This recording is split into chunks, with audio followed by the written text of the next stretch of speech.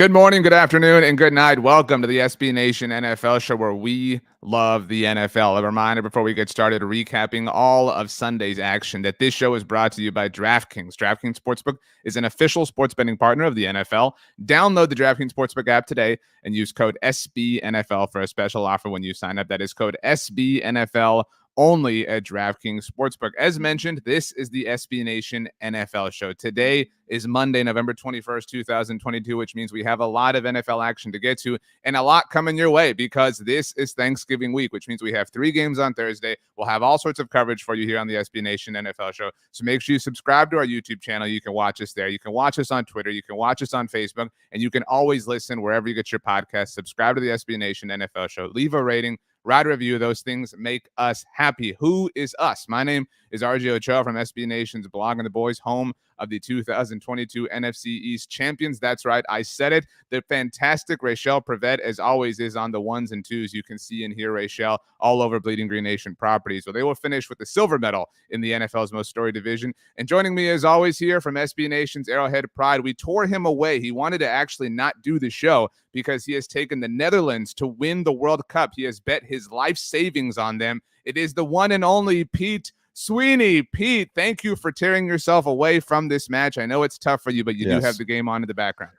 Yeah, I'm watching it right now. And though I don't have the Netherlands, that was a good guess. Me and my friends do a World Cup pool. Wow, very original of you. No other group of people does that. So something that only you guys do. Right. So I have Switzerland and Mexico. So it's going to be an uphill battle, but we're excited about it. We're living up to. We're gonna get excited for the challenge. A lot of people feel conflict when it comes to like having a 2 team in any given sport, right? Like you're kind of like that in the NFL, right? Like you root for the Giants, from your boyhood days when young Pete was a little lad. You obviously cover the Chiefs now. You kind of have a little bit of Royals, Yankees stuff going on. That you have a semblance of a 2 team, right? I'm Mexican American. I also root for Mexico in addition to rooting for the United States. That's a really heavy conflict. Like these are 2 teams that hate one another. But I feel like I'm allowed. Why wouldn't I be allowed to root for both of them? Yeah, no, I think you got to do what you got to do, and I'll be rooting for 3 teams. I'll be rooting for America, and then Switzerland, and then Mexico in this World Cup. Yeah. Okay, so you are, you've adopted my 2 teams at the very least. Because Netherlands was your number 1, then USA 2. Obviously in Mexico 3. No real love for Switzerland for you. What country would you say the Cincinnati Bengals are? I don't know. That's a good question. Maybe England. Oh, it's coming home. Maybe I do think England a little bit, underrated, underslept on. A little bit of history. Nobody really give them their credit, give them their due. We are here to give the Cincinnati Bengals their due. Joining us from CincyJungle.com, SB Nation's home for all of Cincinnati Bengals content. I don't know when this man sleeps, Pete, because I can't even list all the things he does at SB Nation because his byline is way too long. It is the one and only Jason Marcum. Jason, thank you so much for joining us here on Monday Football Monday. How many websites do you have course access to is my question. Oh, for now, just the Bengals in UK, but yeah. It feels like more than that. Jason, congratulations to the Cincinnati Bengals. Congratulations. Big win, big time win, 37-30 over. I got to imagine, even though the Steelers are down on their luck, it's always nice to get a win over Big Brother like this. Oh, absolutely. Absolutely. I mean, it wasn't that long ago. They'd lost it was like double digit straight to the Steelers, and now they've won 4 of the last 5. So that's been really nice. And just watching the Joe Burrow, Kenny Pickett duel was really fun too. Hopefully we get a lot more of those in the future. I don't think you want that. I really don't. I don't think you want Kenny Pickett to wind up being good. I think you want Kenny Pickett to stink and to be awful, and that way you don't have to worry about him for the foreseeable future. Kenny Pickett threw the ball 42 times. Joe Burrow 39 times. This was I was a little bit busy as the Cowboys were trouncing the Minnesota Vikings, but this was kind of an offensive display. Like, is this have like sneaky, maybe not game of the year vibes, but like one of the more fun games to watch back and forth? Oh, absolutely, absolutely. I mean, the Steelers, they were taking advantage of the Bengals being down some of their corners, and George Pickens, he looks like a star on the rise, but it was a fun win for sure. I think the big question with the Bengals, and the one that a lot of national folks were focused on, would be, how would they replace Jamar Chase for all these weeks? What have you seen in T. Higgins, and would you consider him, as you've watched him without Chase in the mix these past few weeks, as a true number 1? Oh, absolutely. because Jamar Chase just had such an amazing historic season and then a great season to this point. It's easy to forget how that T. Higgins would absolutely be a number one receiver and one of the better receivers in the NFL for any other team. But so it's great to see that now when Chase is, I mean, hopefully he comes back soon, but it's also nice to see Higgins show, hey, I can carry an offense too. Just a quick follow-up before RJ goes. What is the outlook on Chase right now? What have you seen from the reports in Cincinnati? The hope is he'll start practicing again this week. I know last week there was one reporter who said the hope is to return this week against the Titans, but I just can't see that if he's not even been doing work on the rehab field, really. And so hopefully he'll just start practicing again this week and maybe be back in time for, I think the Chiefs game's up next after that. Jason, so this is a division win. It's a big time win, and I know it wasn't that long ago, but it feels like it was both yesterday and forever ago that Cincinnati lost on Monday Night Football to Cleveland, and that was when I think a lot of people jumped ship from the Bengals. It's been kind of an up and down ride. The 0-2 start. You're welcome for that, by the way. Thanks to Cooper Rush, the legend. But the Bengals kind of stabilized, and then that loss was sort of the like, man, I just started believing again, and here you go, disappointing me. But this kind of feels like they're sneakily getting back. And I'm somebody who has long supported the Baltimore Ravens. Sunday, not exactly an impressive showing for them as they squeaked out a win against the Carolina Panthers. Like, I do feel like you're talking about, you know, that game already happened, but still like not an unrecoverable gap between the Bengals and the Ravens here in the AFC North. Oh, no. I mean, the Ravens do have an easier schedule down the stretch, but the way they've looked, it's like you can't assume they'll win any game. I mean, the Panthers, when they're arguably the worst team in the NFL, and you struggled at home. You had I think they only had 3 points into the fourth quarter. So it's definitely going to be a fun race to see them. And then hopefully that week 18 game, when they host the Ravens, that'll be like kind of a mini AFC North championship. I think coming into the year, we felt like this year for Cincinnati was a prove last year wasn't this Cinderella type of thing. And you got off to the slow start. What do you think the belief level is right now that, okay, we have won now for the past 5. We are feeling good against with a win against a division rival. Where do you think the Bengals feel that they're at as far as being able to make another AFC playoff run? Well, the key right now is having some lesser known guys step up in key spots. Like I said, they're really hurting the secondary right now. Chidobe Awuzie, he's been one of the best quarterbacks in the NFL the last 2 years, and he was a big reason why they made it to the Super Bowl last year. I mean, typically to make that kind of deep playoff run, you have to have a strong number one corner, and that's what he was. Yeah. And not having him for the rest of the season after he tore his ACL, that's going to be tough to overcome. But you've got other guys stepping up, and then like I said, with Chase being out, you saw guys like Trenton Irwin and Samaje Perine becoming a receiving threat. So that's going to be the key to get through these next, 6, 7, 8 games and hopefully get back into the playoffs. I agree. I love Cheeto. Super bummed, obviously, to see his season end. Who would you say? You just mentioned some guys that stepped up, certainly in this game against Pittsburgh. Like who are the important non-superstars? Obviously, especially when Jamar Chase comes back, he's one of them. But in lieu of that, like in the time being, who is somebody that is not necessarily asked to fill a big role that's going to have to if the Bengals are going to be a playoff team this year? Well, it could be Trenton Irwin. I mean, this is a guy who's, spent most of his career to this point on the practice squad, and he gets called up because Chase is out, and he has 2 massive catches in yesterday's game, including a touchdown in a game that was decided by a touchdown. And then he had a big catch in the fourth quarter that got him down for the game-sealing touchdown. So just guys like him stepping up is really going to be good. And then at cornerback, the guy who's going to have to step up is probably Cam Taylor-Britt, their second-round rookie out of Nebraska. The problem is he missed like the first 6 weeks with an injury, so he's still like very much in the beginning stages of his rookie season. So by the time the regular season is over, hopefully he's become a reliable cornerback to help offset the loss of Cheeto. Yeah, last one from me here. I don't know if RJ has anything else, but I'm looking at the schedule here. 6-4 with 4 very interesting games coming up. The Tennessee Titans, who look to be one of the better teams. I don't know about the quarterback matchup necessarily, but one of the better teams in the AFC. You got the Titans, you got the Chiefs, and you got Cleveland, which is going to be featuring Deshaun Watson. When's the last time we said that? And then Tampa Bay with Tom Brady. This is an important 4-game stretch. This will probably determine whether or not the Bengals will be a playoff team. What's your outlook for these 4 games?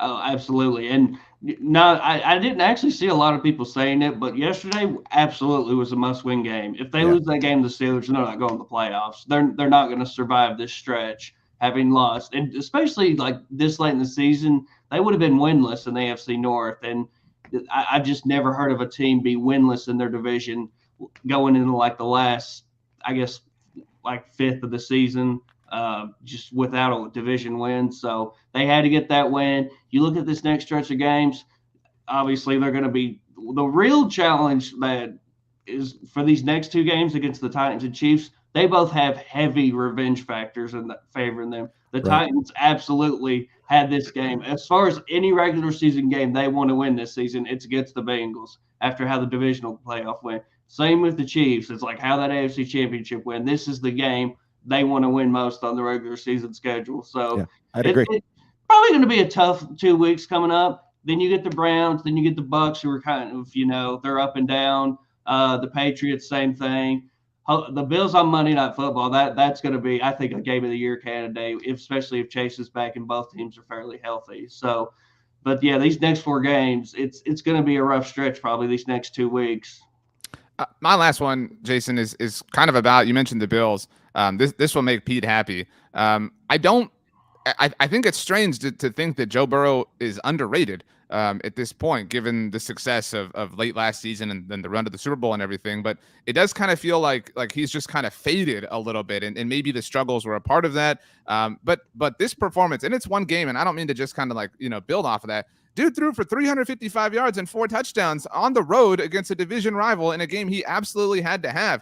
Meanwhile, the quarterback of the team you mentioned, the Bills, Josh Allen, squeaked out a win yesterday against the Cleveland Browns and had a horrible fourth quarter collapse and overtime collapse last week against the Minnesota Vikings and took no heat for that. Nobody is talking about Joe Burrow this morning, today, in the aftermath. And I get maybe some of that is the Steelers, aren't this drag going to be slayed the way they have been in the past. But it does kind of feel like Joe Burrow is a little disrespected right now. Am I alone in that? Do you share that sentiment?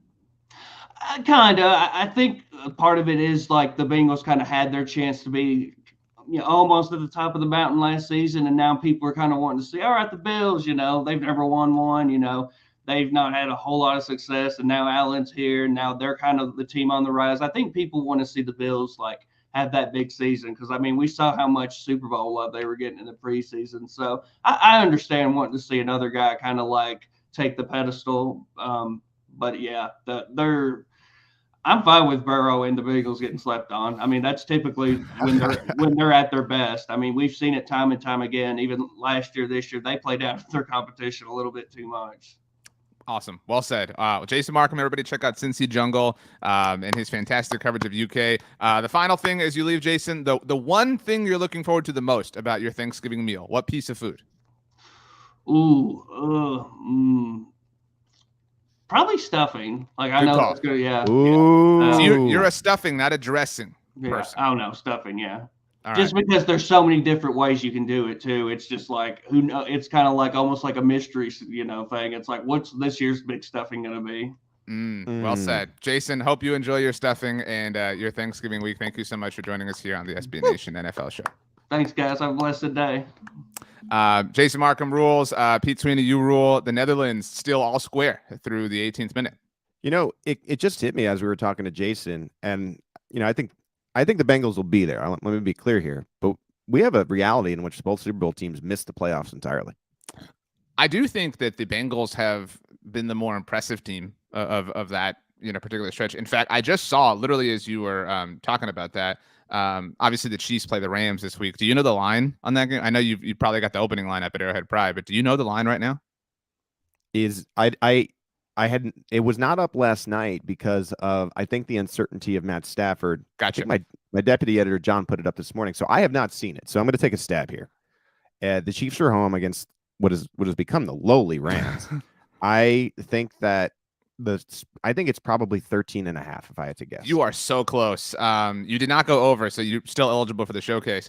14.5 point favorites. The Chiefs are against the Rams. It is the biggest line, obviously, against the Rams under Sean McVay, and the first time that they are double-digit underdogs. And they they're easily double digit. You know, it's not like 10.5, you know what I mean? Where you're saying like you meet the bare minimum qualification for double digit. They are well into the double digits. The Rams stink out loud. I think it has to do a little bit with the concussion. I know that they're running tests on Stafford Monday and Tuesday, but this would be, I believe, his second concussion in like 3 weeks. So especially what we've seen in the NFL out of Miami, they're going to be more cautious than anything. And I think, you're looking, I know they won the Super Bowl last year, but you're looking at the record. At some point, you got to be like, maybe we pack it in to an extent. Like, why take a chance with Matt Stafford? It's not inconceivable that the Lions net the number 1 overall pick. I mean, like, I know the Texans are bad. You know what I mean? Like, but it's going to be very, very, very up there. Okay, well, on the subject of the Chiefs, let's go ahead and start there. Sunday Night Football, Pete Sweeney. You mentioned it, late night for you, burning the midnight oil, 30-27, the final score. I don't know if you saw my tweet. You were very busy. I understand that, so it's all good. Go ahead, read it to me. After the Justin Herbert tweet, goodness gracious, after the Justin Herbert touchdown, oh my gosh, Justin Herbert, he did it, blah, blah. All your fellow Kingdom member, RJ Ochoa, all I tweeted was way too much time for Mahomes. Way too much time. Way too much time for Mahomes. You have to know better. This man will come for you wherever you are, whatever corner you have hidden in, whatever level of camouflage you have, even if you have Harry Potter's cloak of invisibility that he inherited from his father, James. Patrick Mahomes will find you and end you. This man is inevitable, specifically with his sword of Excalibur that is Travis Kelce. How does Travis Kelce score 3 touchdowns against a team that knows him this well? What a catastrophic failure by the Chargers that they're going to get all sorts of credit for because they played the Chiefs tight. No. It is hilarious that anybody ever thought that anybody was coming for these Chiefs, Pete Sweeney. We will get into closer looks of the game with my film team at Arrowhead Pride, but it did seem like when Derwin James was assigned to Kelce, they were having some success there on the night, but there were also times when they took him off. I don't, it's a little bit weird to have its safeties just simply follow the tight end, but that's what they needed to do if they were going to have a chance to win this game. And they did. I mean, they had the lead again with 2 minutes, but I think you're right about Patrick Mahomes and the offense. After the game, he said, we had no doubt that we were going to score. Now, there's probably been times when they've said that before and it hasn't happened, but I think everyone was thinking the same thing you were. If you give the Chiefs and they have 2 or 3 timeouts and there's a minute and change, like the Mahomes zone to me is like 1 minute and 30 seconds left on the clock, and especially if they have timeouts, nothing is guaranteed. I mean, they roll really quickly. They call their best stuff. They're not hiding anything anymore. And I think you saw exactly what happens. And I do want to give a shout out in-house of SB Nation to Kyle Barber, because Kyle Barber a couple weeks ago just came out and said that Mark Andrews, Kyle Barber love, to be very clear. He really made this statement that Mark Andrews was the best tight end in the NFL, and it wasn't even close. And ever since that moment, Mr. Plate, Travis Kelce has turned on a purple plate, to be very clear. A purple plate. Right. It's been another gear for Travis Kelce. At the age of 33, he not only looks like the best tight end in the NFL right now, he not only looks like maybe the best tight end ever, Hall of Famer. He might be the best weapon in the NFL right now. I'm not saying he is. I know that Tyreek Hill exists, Justin Jefferson exists. And like, I don't want to take away from Travis Kelce or interrupt you, but like being Mahomes' Excalibur is a different level, right? Like and I don't want to take away from Travis Kelce, say if his quarterback was, say, Justin Herbert, like he'd still be wonderful, right? But like, it is such a perfect marriage. And I don't think that is understood well enough. He has, to your point, sorry, Kyle, this is his second game with 3 touchdowns since that comment. I mean, I know. Since that was actually, that was that day. That was that day. Remember that night on Monday Night Football. 4 touchdowns in that game. We know he didn't hear it, but like, it's funny to think that like right after that, he's just exploded, and he has 11 touchdowns. That ties a career high, and the Chiefs have 7 games left. Like 20 touchdowns for Travis Kelce in 2022 is not inconceivable, which is madness to say. These two, I mentioned Mahomes as the MVP. These two are trying to shape themselves up for that MVP Offensive Player of the Year type of deal. So we'll see if that continues. Anyway, back to this game and back to the division. What to me was the most impressive is that the Chargers have had an up and down year, and they've been killed with injuries for like the 10th year in a row. So you have to say that. But even when they were healthy, they haven't necessarily always played well. They always play the Chiefs tough. And this was clearly a game in which the Chargers had to win it. The Chiefs yes, they needed to win it to keep control of the conference and keep control of potentially having an AFC bye. But the Chargers needed to win it to keep the division alive at all, right? If they were ever going to win the division, they had to win this one. Now the Chiefs win it; they're 3 games up, and for the Chargers to need it as badly as they did, and for the Chiefs to still pull it out on their home turf, I just think it's just an impressive win. It's a signature win, and we were looking at the Chiefs' schedule. And we thought it would, it was one of the toughest in the NFL. If you really look at it now, the toughest game left is the Bengals, and the other teams for them are the Rams, 13.5-point favorite, or what would you say, 14.5? Yeah. Broncos, Texans, Seahawks, Broncos, Raiders. Unless something unforeseen happens, they're winning every game, and you have a question to get against the Bengals because there's a little bit of a mini rivalry there. Both teams are going to want that one for sure.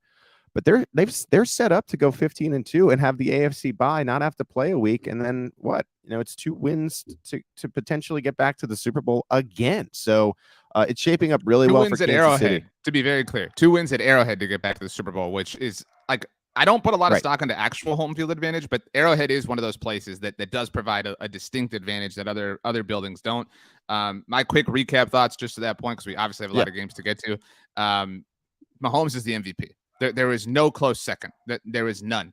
No close second. Now, he could have a slip-up game, right? Like one of these games that we're talking about, like maybe, I don't know, they lose to the Rams, something like that. Like, you know what I mean? Like losing now is a big deal, you know what I mean, relative to MVP. You have a poor performance in late November, December. People remember that when it comes to their MVP voting. The Colts loss was embarrassing, but from an MVP standpoint, Mahomes is fortunate that it happened so early in the season and that he's put together such incredible performances since then.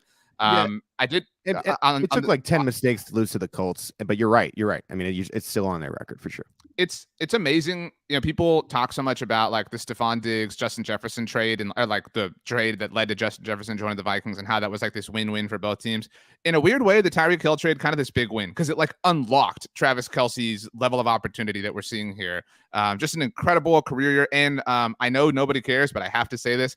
It looked like I was 9-1 in my fantasy league of record entering this week, and it looked like I was going to lose. I've got Travis Kelce though, and the only reason I have Travis Kelce is shout out to my friend Jimmy, who the day of the draft I said, man, I'm reigning champ. I said I really hope Stephon Diggs makes it back to me. I really want him to be my first pass catcher that I take. Sure. He took Stephon Diggs. He sniped me. He took him, and I said, you know what? I'll just settle here and take Travis Kelce. And because of Travis Kelce, it looks like I'm going to get to 10-1 on the season. So shout out to me, shout out to Jimmy, shout out to Travis Kelce.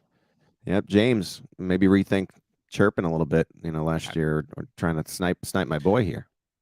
By the way, Chargers, you talk about the AFC West. They are now 9th in the AFC playoff seeding. So they're well out of wild card contention right now. That's actually kind of what's wild in the NFL right now. Everything is just so close that you have each and every week. Like we saw the Bills when they lost last week. They went from 1st to 6th. It's just every game. I mean, we know this in the NFL. It's always the case. Every game matters, but even more so this year because of just the parity. One loss, and you could be on the outside looking in at the playoff bubble, especially if you're in that 4 to 6 range. I agree with you that everything's close. But I think it's close at 2 different ends of the spectrum, right? Like everything's close among the leaders, and then there's like a tiny gap, and everything's close among like the wild cards, so to speak. You know what I mean? Like the room for error on both sides is so thin. But okay, let's move on. Congratulations to the Chiefs. Go Chargers, they play the Chiefs tough, whatever.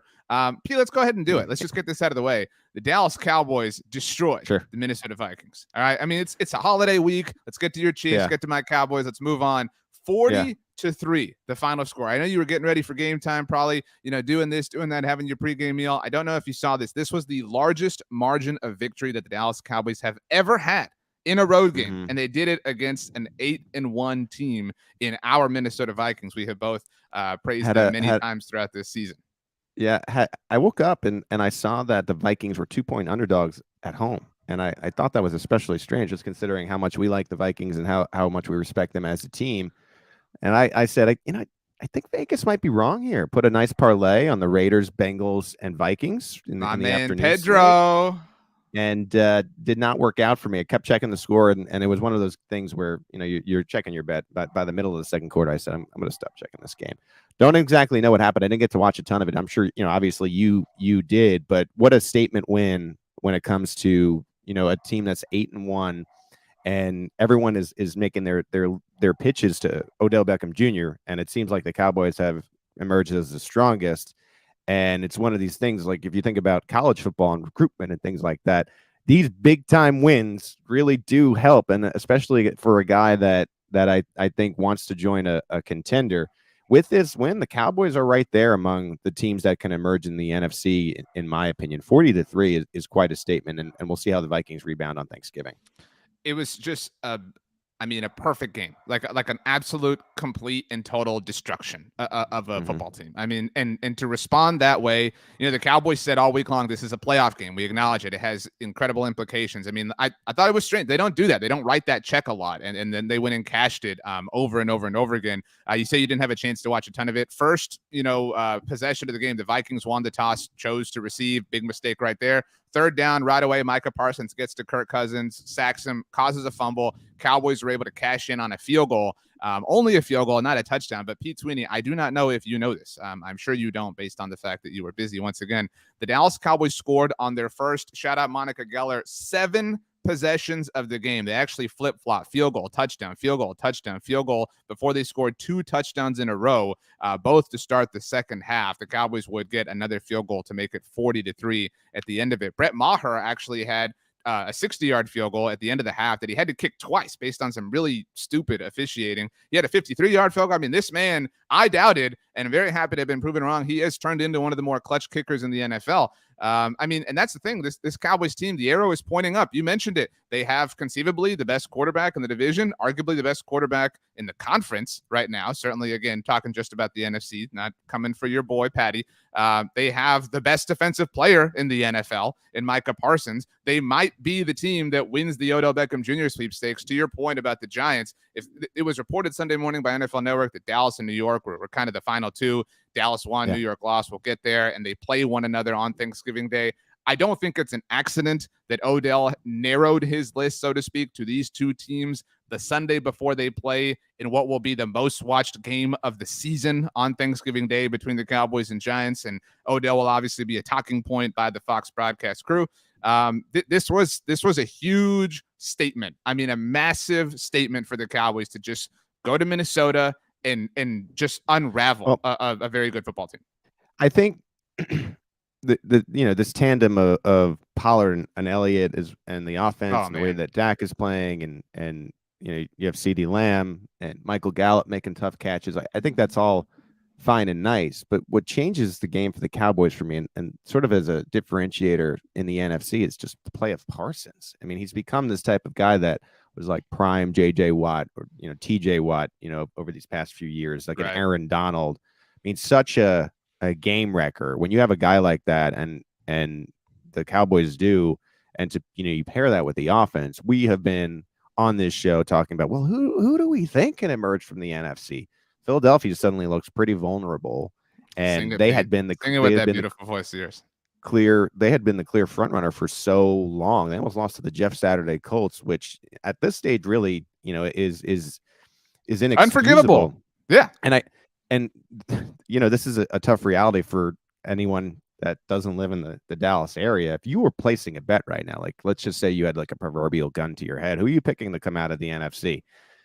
It's probably the Dallas Cowboys. Like if you're really being honest with yourself, and that's a place that I don't want to live in, but it's one I will reluctantly admit that that's where I'd probably go if I had to pick. I asked Justice Mosqueda of SB Nation's Acme Packing Company 2 weeks ago when Dallas was getting ready to play the Packers. Obviously, they lost that game. Which defense he preferred, Dallas or Philadelphia? He said Dallas. I asked which quarterback he preferred. Dak Prescott or Jalen Hurts, and instantly he was like, "Oh, Dak, easily." And so, and look, the Cowboys lost that game at Lambeau. They blew a 14-point lead in the fourth quarter. That was really, really frustrating. But to respond like this really, really says a lot. I don't think that Mike McCarthy gets enough credit for that kind of stuff. But I've fought that battle many different times. It's all about the next game though. Like this Giants Cowboys game. If say the Giants and you don't know what happened. Say they're able to just win it, then all of a sudden it's wide open again. Like it's been such a week by week thing in the NFC. Two quick things, and then we'll move on. Number one, a year ago today, the Cowboys had just lost at Arrowhead against the Chiefs, and you and I had done all sorts of fun stuff together. At that point in time, the Dallas Cowboys had 21 sacks on the season. They obviously were an amazing defense a year ago. Do you know how many sacks they have today through the exact same amount of games? 10 games in. They were 7-3 last year. They're 7-3 right now. 41. 42. They have doubled their sack. One off today. You're very close in a lot of ways. Last bit of information, Football Outsiders has updated their team DVOA ratings through Sunday's games. Obviously, we have Monday Night Football to go. There is a same number one team. The Buffalo Bills still number one in overall team DVOA. There is a new number two. The Dallas Cowboys have climbed from fourth to second. The top five, again, overall team DVOA, Buffalo, Dallas, Baltimore at 3, Philadelphia at 4, and your Kansas City Chiefs at number 5. That, defense and special teams, just a little bit of a question. But, when you have Patrick Mahomes, who cares what your question? The special teams has been horrible. I mean, if it was just average, I'm sure they would be a little bit higher. But. All right, let's move on. Let's talk about the number one team in overall DVOA. We talked about it briefly with Jason. The Buffalo Bills, I would say, survived against this Cleveland Browns team. Now, there was a lot that went into this game, couldn't be played in Buffalo. That was well chronicled, had to be played in Detroit. Thankfully, everybody got there safely. I mean, all sorts of stuff.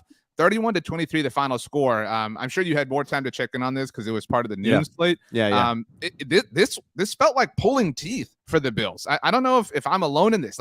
Again, they won, but man, it did not feel the way that it should have felt. I give them no real credit for this win. Well, they looked like a team that had to change stadiums and fight through snow to get to their facility. Again, very fair point. Yeah, but they were able to get it done. I don't want to write off the Bills because they struggled in this game. Cleveland has shown to be somewhat of a problem for teams. I just think defensively they're really good. What they're missing is a quarterback, which they will get back soon. I think if Deshaun Watson is playing in this game, we got to see what he is. But if he's anything like he was in the past, they probably win this game, the Cleveland Browns. So that's why they went and got him despite everything off the field. I think Buffalo, you're right. I think they survived. I think they got through this week. I think they are happy that they did. I'm sure that Josh Allen and the crew was watching the Sunday Night Football game and again just feeling like, how did we lose those two games in a row and one of them to the New York Jets? But they get through this game, and I think they're getting close to getting back to who they were. I just don't think they're completely there yet. This was not a team to me that would beat, as you were saying, going through the DVOA in this performance. I don't think they would have beaten the Chiefs. I don't think they would have beaten the Baltimore Ravens, but they did enough to beat the Cleveland Browns, and we'll see if they can continue to stack wins here. But I'm just curious as to what's going on with Josh Allen. He doesn't seem completely right to me. I know that he was dealing with the elbow issue, but even before that, he was playing at such a high level early in the season, and it just feels like that he's not there anymore. And whether that for injury or otherwise, I think they need to regain that if they're really going to threaten this for the Super Bowl. So I obviously have the Netherlands match on behind you, but on my other screen, I have Good Morning Football. Or at the point now, it's the replay, because they play it back twice. And the segment the moment that they just had, they're discussing this game, and the headline on the graphic was, "Are the Bills officially back on track?" That's the question I'll ask you. The answer is no. Even though they won, it didn't feel like it is technically a step forward, but I mean, this is a team that's been stepping in leaps. You know what I mean? Like this was an inch forward relative to their standards. Right. And they get the Detroit Lions next, and I'm sure we'll talk about it. The Lions probably feel a lot better about themselves today, and they're starting to emerge a little bit. I know we've made fun of the Lions, but that's not necessarily an easy out. And I think the way that Buffalo is playing, that's a very interesting game. Amazing that the Detroit Lions are finally playing in interesting games. I don't think it probably has more to do with their opponent than them. But I'm just curious to see if the Bills can pull that one out. The Browns are kind of what they are. I don't think either of us have any real strong takes about them. That defense is very good. It's hard to say that when you allow 31 points but still, I mean, net yardage, not the most ridiculous game. The Bills only had 357 total yards. In fact, the Browns had 396 total net yards. Buffalo was just 3 of 11 on third down. This was just, again, like you're right, against a better team, you probably lose this game if you're the Bills. Yeah, and just very quickly here, I think Cleveland came into the season and probably said to themselves, if we can have 7 losses when Deshaun gets back, we might have a chance to make a push, right? And here they are, 3-7 against the Tampa Bay Buccaneers. And Jacoby Brissett's going to have to win that football game before he's replaced for what will be Watson. And then you'll just see how the Browns do. The Browns can sneak in, man, into the tournament. It's a very, very interesting team because of that defense. But if Deshaun takes over against the Houston Texans and they're 3-8, they're not running the table. And even will 9-8 get it done? I don't think that's necessarily a guarantee, especially with these teams in the AFC. So a very interesting, weird storyline heading into this next game against the Tampa Bay Buccaneers. The Atlanta Falcons got back on track themselves with a 27-24 win over the Chicago Bears. Not quite a game-winning field goal by Younghoe Koo, but it did come in the final 2 minutes. There was a little bit of drama there. Justin Fields seems to have a shoulder issue, which would just be a terrible thing. You've talked about your fantasy team and how you cut Justin Fields, so maybe you feel some vindication. Maybe you're rooting for injury. That would make you a scummy person. Who knows? But the Falcons, this Bears team is just not there. No. I think that's kind of what we're seeing is like they have some fun stuff, but they just don't have enough to put it together across 4 straight quarters.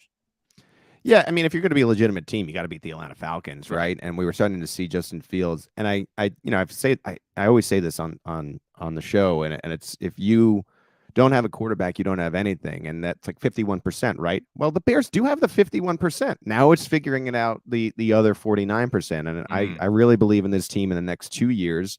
I think they're really figuring out which pieces to keep and which to kind of say goodbye to as they go on here. Big believer in Ryan Poles, who came from Kansas City under GM Brett Veach. I think they're going to be there, but it's not happening this year, quite obviously. Atlanta Falcons, I think they're keeping things interesting. I think they're the 9 seed right now, and they're a game back of the Bucs. To the point that I just said, I mean, like they don't have that 51%. Like Marcus Mariota is a backup in the NFL. Wow, this was truly the 51 against the 49. Like really, 100%. Wow, 100%. Literally 100%. Like 100%, and so we should that split together. the MF double MVP this week. That was some real simpatico stuff. That was awesome. Yeah, and so like this is fine, right? The Atlanta Falcons, but they're what I'm talking about. What I talked about the Minnesota Vikings for so many years. Like they're kind of getting themselves stuck in that middle of the NFL draft, which is not where you want to be because you can be stuck in the middle trudge forever, and you worry about that if you're a Falcons fan. They again have some interesting pieces. You see Kyle Pitt and Tyler Algier and so on and so forth, but this is not a playoff team, and every win you're ruining your draft standing, in my opinion. And so that's kind of my takeaway from this game. The Philadelphia Eagles survived a very, very, very near loss, but an absolute scare. 17-16, the final score. Jeff Saturday no longer undefeated as far as time spent as an interim head coach in the NFL. This game was one you can very much argue the Colts should have won. Kind of like the Bills-Browns thing. This felt like, man, if Indianapolis just had something at quarterback, they would have gotten this done. They really kind of stymied this Eagles offense and really, were able to run the ball effectively until they weren't, until, it kind of fell, just down to Matt Ryan. And at that point, it was all she wrote for the Colts. Your thoughts? I'm obviously a little bit biased here. I'm curious for how you view this game.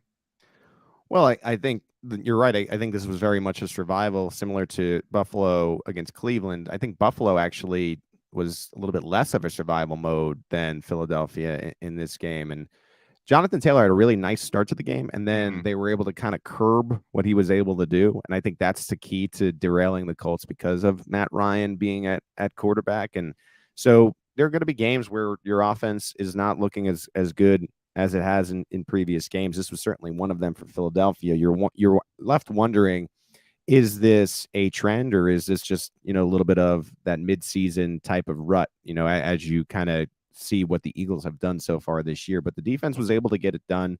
And I think you have to have some ugly games like that. It's not always going to be sunshine and rainbows, RJ. And a win is a win. And let me say this, in the landscape of the NFC East, a 40-3 victory and a 17-16 victory, the same amount of wins in the standings. And so they were able to figure it out. They didn't look as good as the Cowboys. If they continue to play like this, they're going to lose the division to the Cowboys. But so far, so good as far as just keeping yourself there on top of the conference. I do think you're right. Like, it's concerning that if you're the Eagles, you didn't score a touchdown in the first 3 quarters of this game. But if you're the Eagles, when it came down to like gotta have it time, right? Like we talk about that a lot. Like the Eagles found a way, and you can argue, yeah, the Colts are bad, Matt Ryan stinks, blah blah blah. Well, they found a way in the way they had to in this particular game on this particular day. And so you're right. Like a win is a win is a win is a win. But it does seem like when you look at the total of it all, like this team is taking on some water, right? Like struggling against the Colts, losing to the Commanders, struggling against the Texans on that Thursday night game when Christian Javier no-hit the Philadelphia Phillies at the same time. Yeah, right. Oh, no, that was the game before. That was the decisive game 5. I'm sorry. This is the interesting thing about the NFL right now. There was a point this year where and this happens every year to an extent, but there was a point this year, maybe through weeks 4 through 6, where you just said to yourself, wow, the Buffalo Bills and Philadelphia Eagles are 2 trains that are just destined to meet in Arizona. And now there is just so much uncertainty with the stretch that both teams have had these past 3 or 4 weeks where they've let other teams back in the mix. And you got to see how they respond now as we get to what will be the I guess the 3rd, 4th of the season, and then finally getting into that final stretch. I don't like that. Let me say something quickly too. I don't like that we can't break it up into fourths anymore. I mean, I agree. I like that. I like the additional game, right? Because another game is always fun, but it just the record is always weird. Like you can't have an even record anymore, which annoys me. And you can't really break it down into the 18th game. The 18th game will change everything. Yeah, and then you can't really break it how the team is doing based upon fourths anymore, which annoys me too. That was some upper quartile of the upper quartile stuff right there, the 3rd, 4th. Yeah. I will say this. I don't think the Eagles are akin to last year's Cardinals or 2020 Steelers in terms of last undefeated team standing that completely and totally faded. But I tweeted this after the game. I do think that I said their best days are behind them. People had a big problem with that wording. But you're right. I think the best, when we look back at this Eagles season as a whole, however it ends, the best version of the team will have been what we saw in September and October. I mean, they were so unstoppable then. I'm not saying that it's impossible for them to be good in the future, but it seems difficult that they're going to get back to that level of domination that we have already seen. I don't know if that makes sense. Yeah, no, I'm with you. I don't think they will. And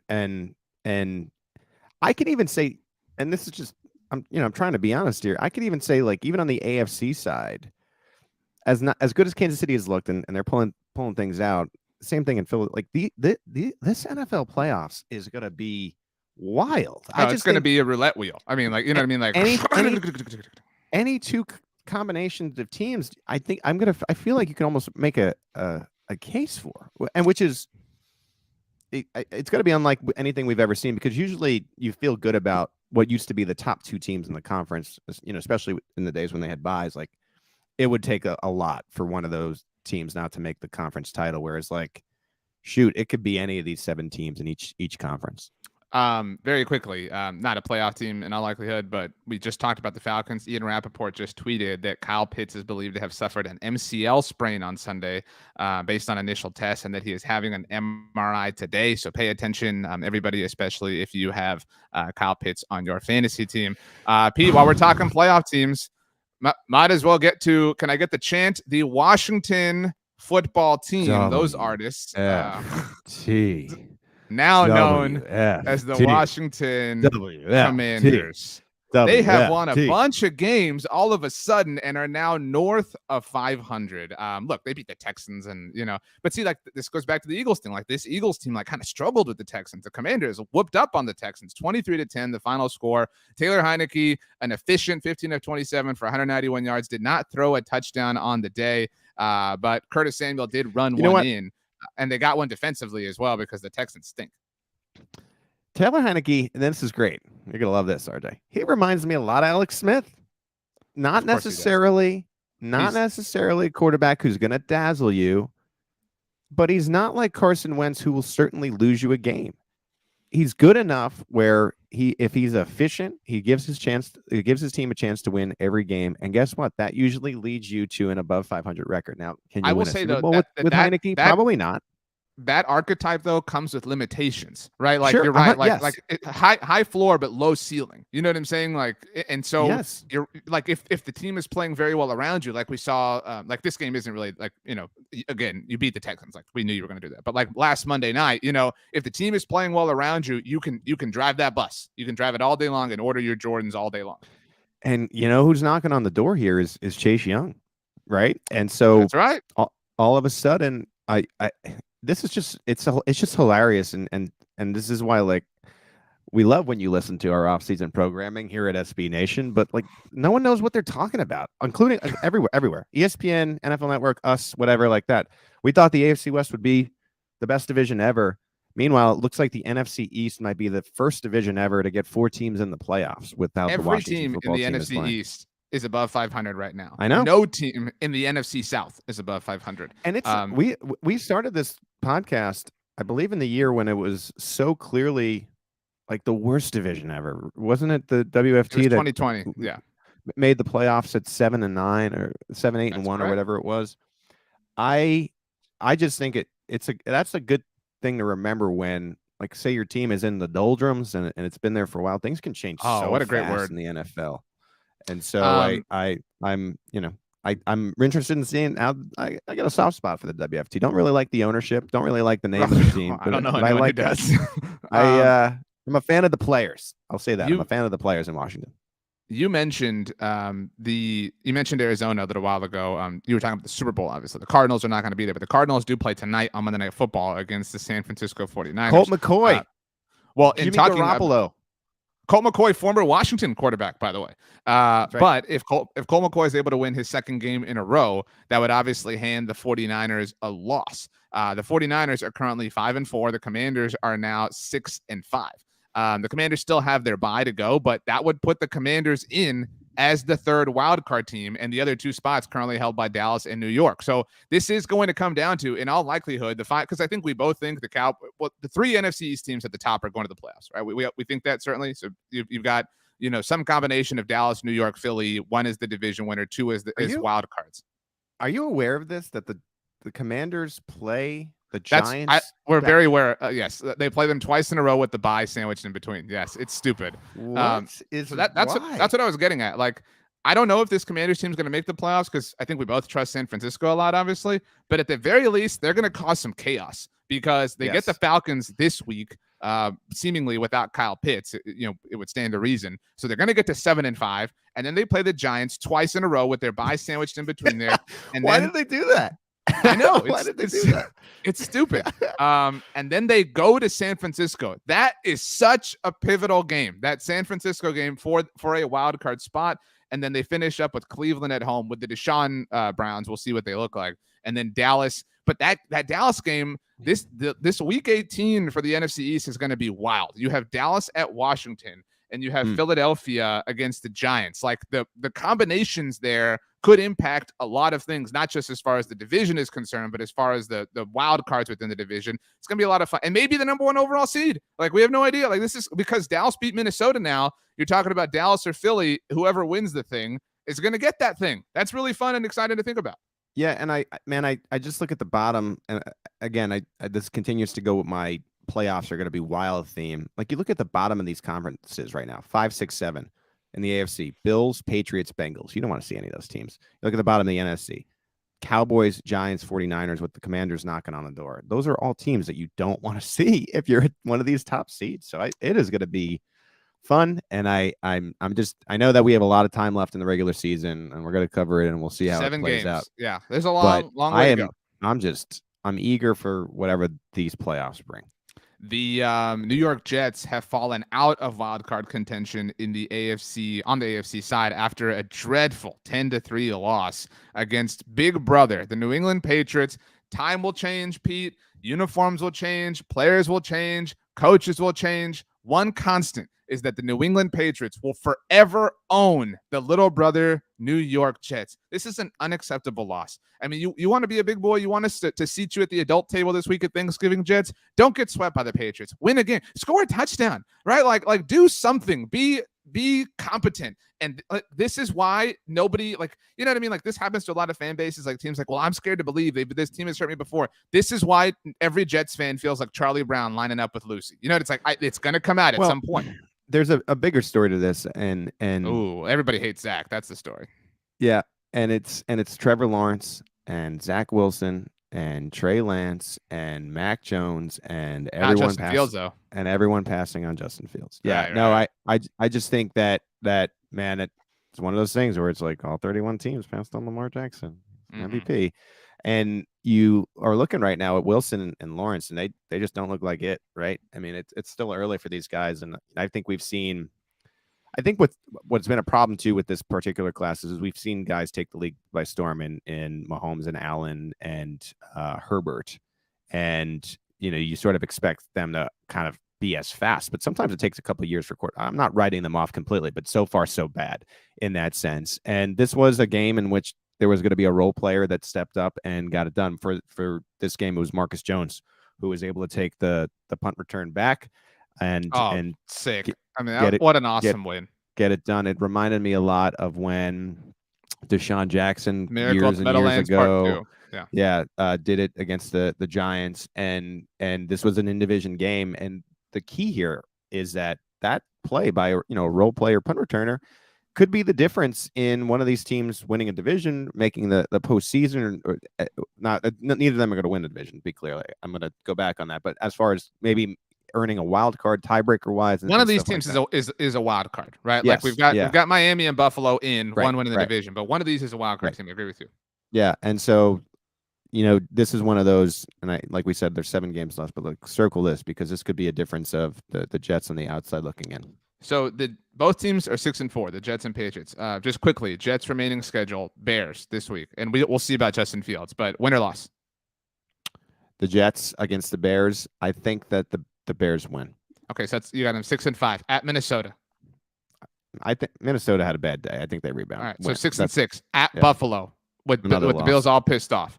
Okay, so now you're 6-7. You get the Lions at home if you're the Jets. I think you can win against the Lions. Right? So that's 7 up. Jacksonville on Thursday Night Football. I still like the Jets there. Okay, so 8-7 at Seattle. Let's give him a win there for the sake of conversation. Okay, I'm less confident about that.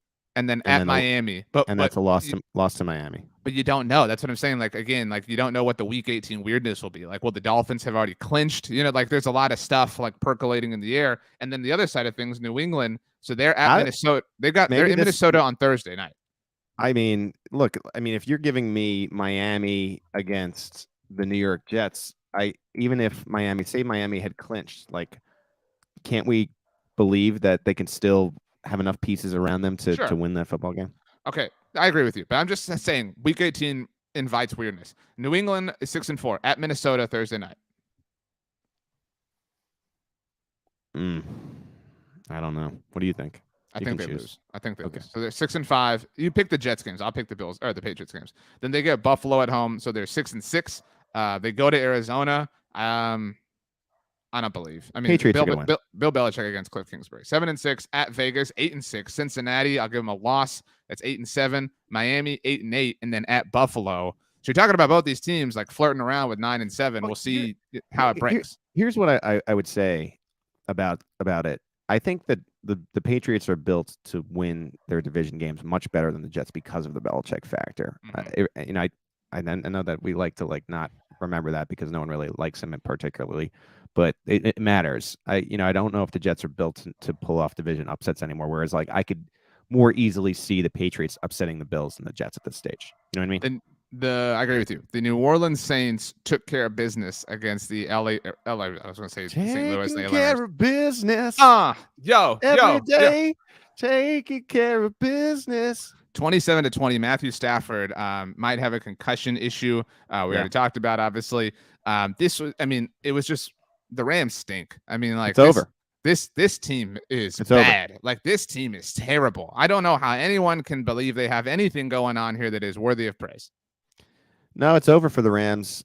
This was, to me, the nail in the coffin on them making the postseason. I would be stunned if LA is able to turn it around, especially facing Kansas City next week. And look, if you're the reigning Super Bowl champs and you're in a must-win game and you're facing Andy Dalton, you got to get that done. And again, just not able to do it. And I don't think New Orleans is particularly sexy either. So this is one of those, to me, throwaway games. It really was more of a story for the Rams to keep their season going. And I can't see a scenario in which they're able to defend their title in the NFC. I can't remember if I said this to you or somebody else, but like, who's to say Sean Payton isn't the Saints coach next year? Like, or like, you know what I mean? Like, I think it was you that I said it to. Like, it doesn't, like, we're over here like, well, the Chargers could use Sean Payton or whatever. Like, don't the Saints look like a team that could use Sean Payton? Well, I think the idea was that the Cowboys wouldn't be good and they would just take that one, but that, now Mike McCarthy is going to have to come back. And so I think New Orleans makes sense. We talked about the Chargers. The Chargers are interesting. If Denver's bold and decides maybe we get away from the Hackett experience, I think that's interesting. But now you have to look for other fits because of the way your boy, Mike McCarthy, has done this year. So. All right, let's move on. Ian Rappaport just tweeted that Saints defensive end Peyton Turner had x-rays on his ankle that were negative. The hope is the injury, which happened right after a short yardage stop, is just an ankle sprain, but he's having an MRI today. So we will see. Pete, it's time to bop, bop, ba, da, da, da, bop, bop, ba, da, da. The New York Giants are starting to become a little exposed. 31-18, the final score, as Dan Campbell bit off all those kneecaps. Now that there's stupid stuff that people fawn over that he likes to say.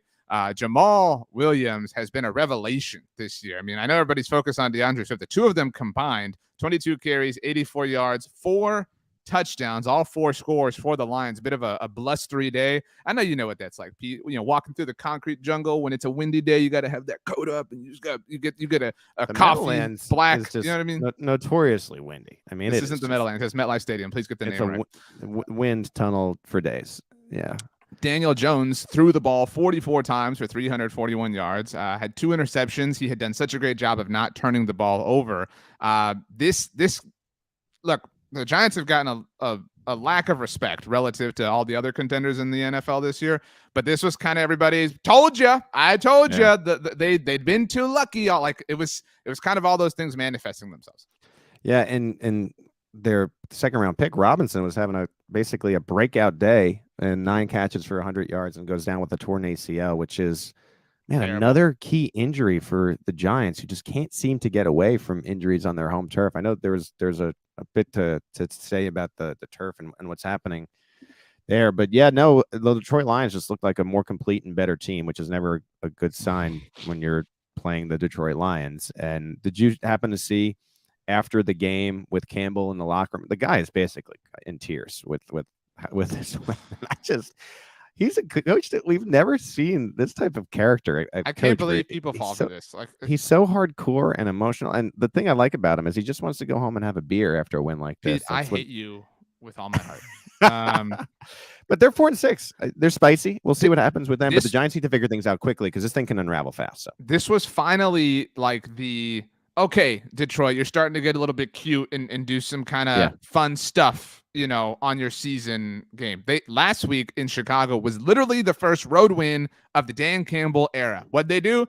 Doubled it. You know what I'm saying? Yep. They're on a 3-game winning streak. I mean, this is, again, finally okay, now you're starting to just be spunky. That's all we've kind of been waiting for. Like, that hasn't been there. So now that the spunkiness, measurement is starting to counterbalance the kneecap stuff. You know what I mean? So I'm more fine with all this stuff than I was when there was no sort of answer as far as what this project was supposed to yield. And by the way, if the NFL draft is reheld today, I do not know how the Jaguars pass on Aiden Hutchinson.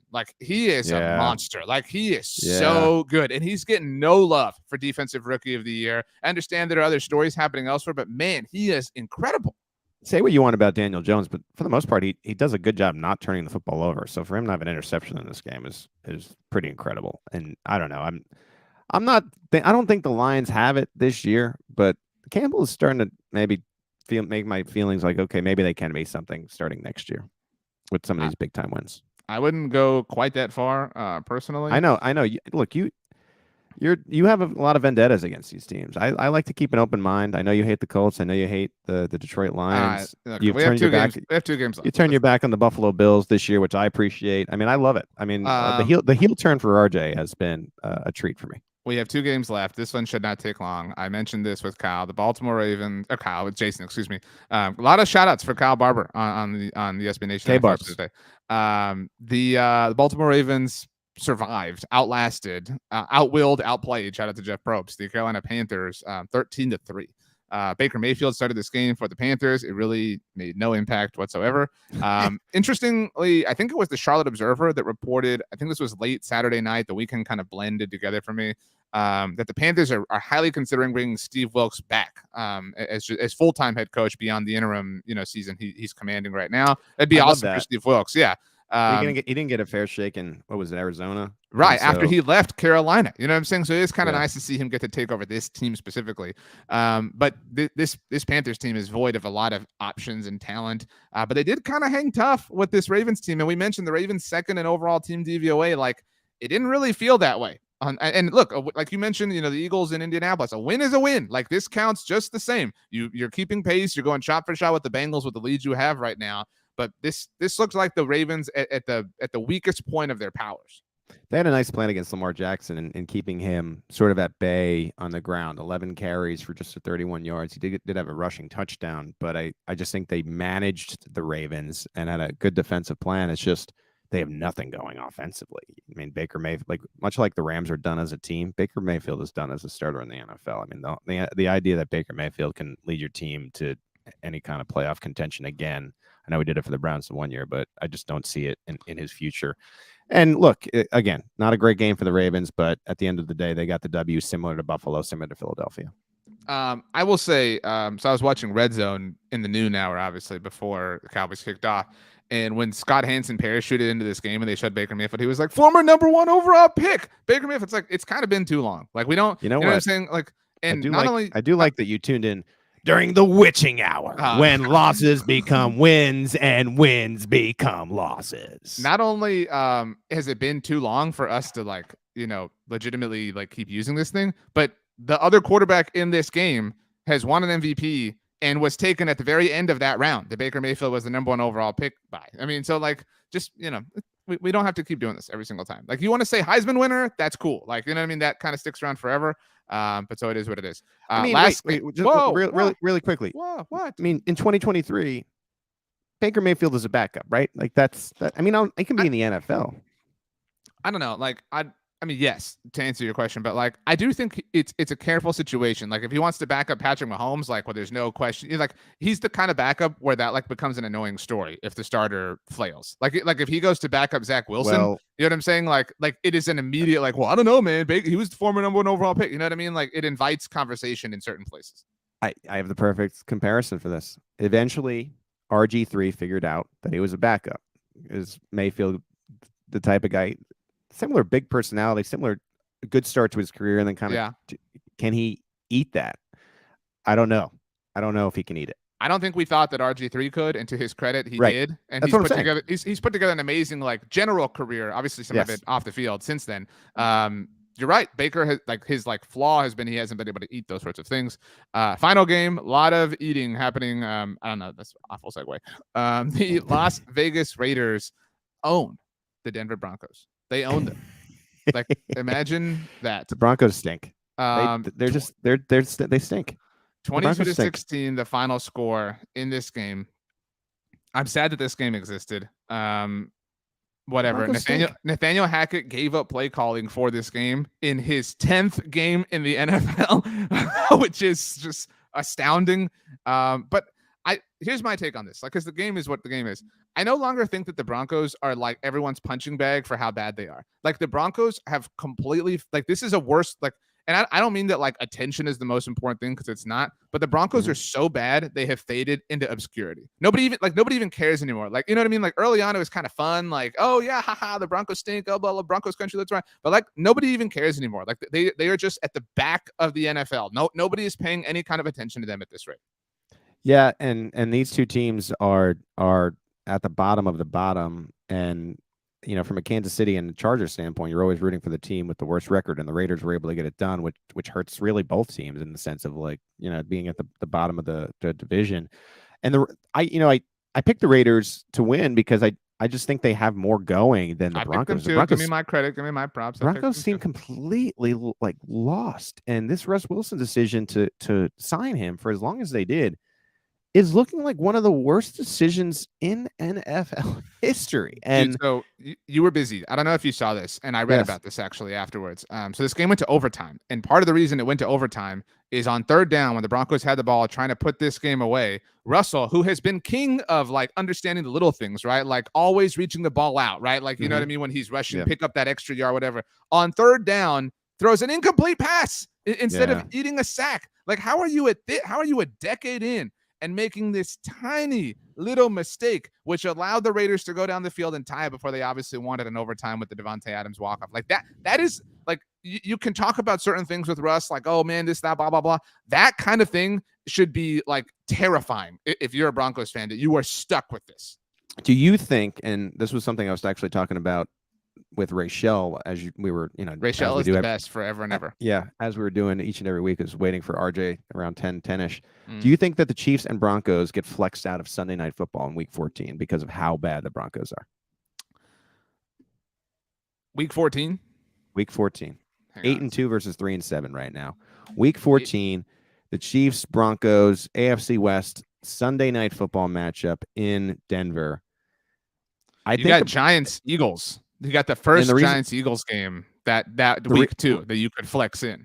Right. And the reason I bring it up is because Patrick Mahomes is the draw. I don't have to go into the details on that. I know nobody wants to hear it, whatever. Are the Broncos bad enough for NBC to not have Mahomes on their network? Like, I think that's the territory we're in. There are a lot of Cowboys fans asking if the Cowboys-Colts game in Week 13 on Sunday Night Football is going to get flexed out. I don't think that will. Like, the Cowboys are the Cowboys. You know what I'm saying? So, like, no offense to the Chiefs, but like they're a draw because of who they are, not necessarily just because of one player. I don't think the Chiefs match the Cowboys organization-wise from the point that you're making, but I think Mahomes is as big as the Cowboys at this stage.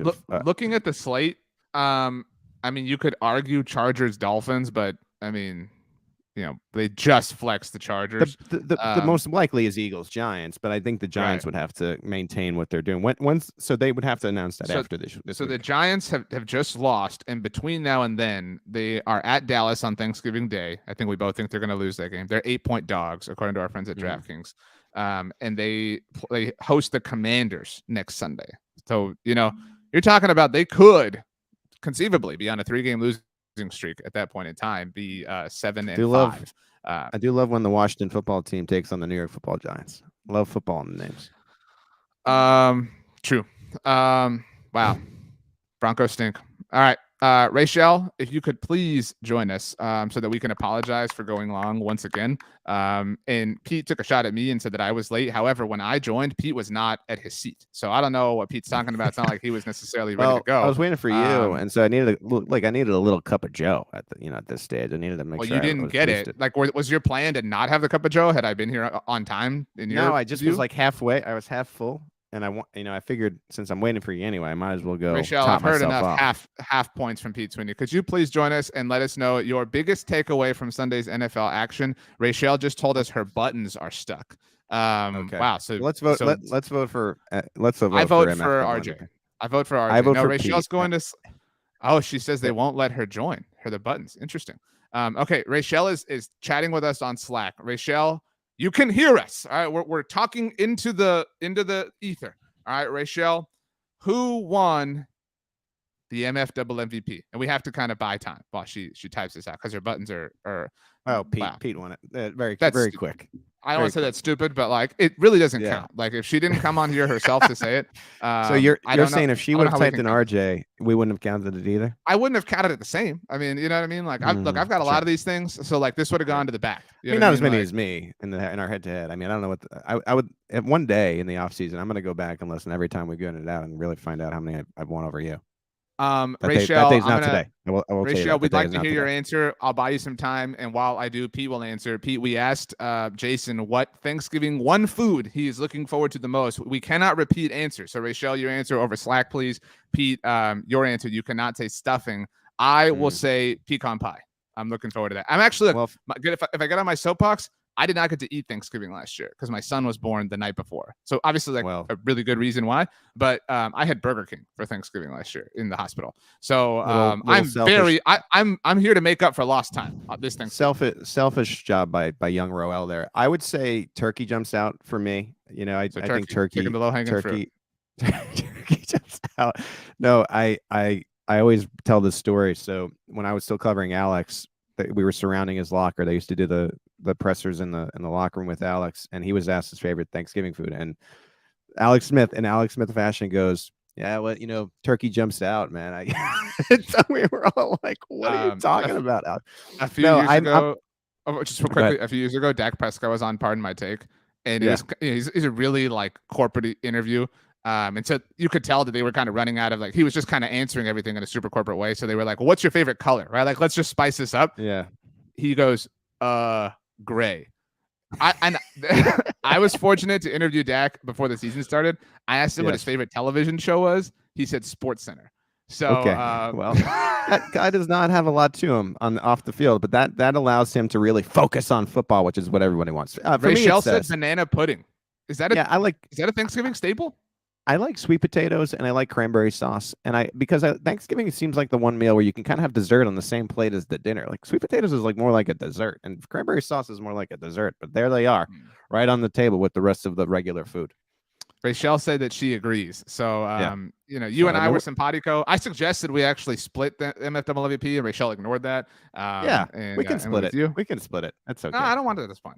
We had the cool 51-49. That's 100%. We had that moment. You know what I mean? I thought that was going to be enough to carry us through. We'll always have it. We'll always have that moment. Pete, as we leave, once again, everybody stay tuned here to the SB Nation NFL show. 3 games on Thanksgiving. We wish you health, wealth, happiness, and a very happy, blessed Thanksgiving. Pete, give us your best gobble, gobble, gobble as we fade out into Thanksgiving week.